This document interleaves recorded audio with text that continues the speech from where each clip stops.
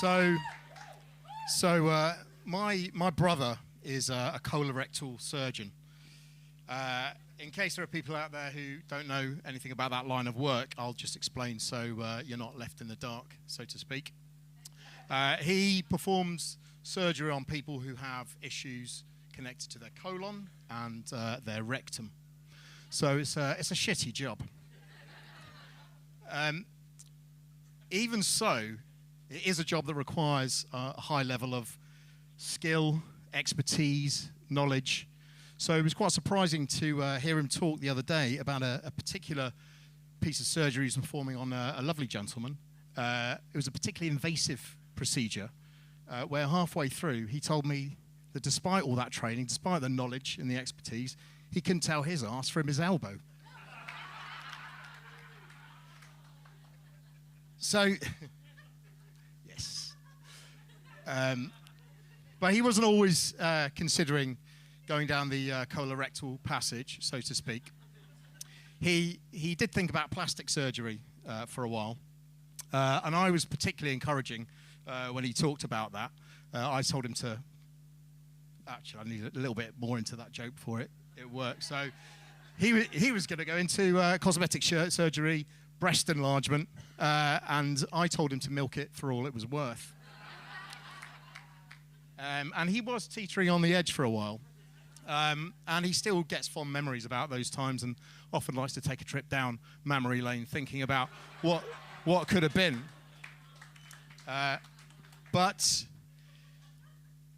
the day he made that decision to perform colorectal surgery away from the plastic surgery, his career literally went arse over tit.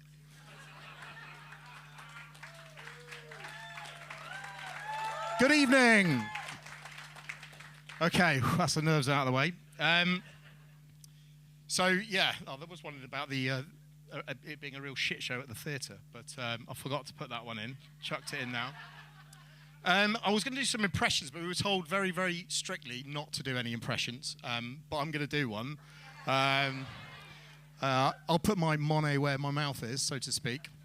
That's a clever joke. So look it up. Look it up.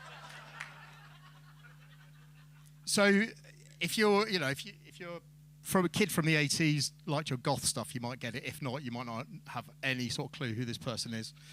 But I'm just going to say one word. If you get it, shout it out. If you know the person's name, shout it out, and we'll go from there. If you don't, then we'll just pretend this never happened, and we'll move on, or I might just leave the stage. So this is it. I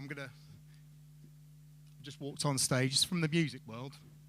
Guitar behind me, slightly pigeon-toed. Hello? Who might that be? Oh, Robert Smith. It is exactly Robert Smith. Given that sounded like my mate Adam who shouted that out, you'd be forgiven for thinking it was a Robert Plant. But Adam is a massive Cure fan, and every year or every other year when they do a tour in the country, he buys 5 or 6 tickets to go and see them. So he's a real massive aficionado of all their music. And he buys these tickets, but he always takes me to see one of the gigs, which is incredibly kind of him. I tried to reciprocate that favour a couple of years ago and took him to see that band Panacea. I thought they were The Cure. Again, look it up. Revisit that on the way home.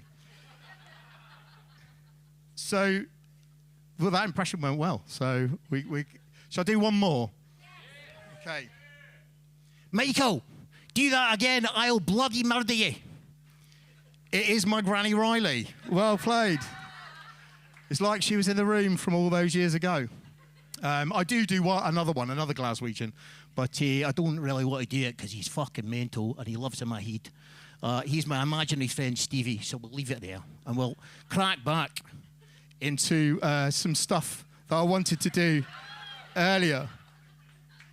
So the next couple of jokes are a tribute to my late friend, Joe Hart. Give it up for Joe. Yeah.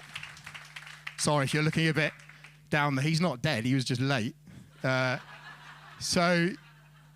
these are his jokes, and they might be a little bit offensive. So if they are, take it out on him. Don't shoot the messenger. I'll point him out at the bar on the way out. No worries. But we've got, first up, a couple of racist jokes. Hey, we've got Tommy Robinson and Nigel Farage. Again, last one, knock knock. Love you. Thank you.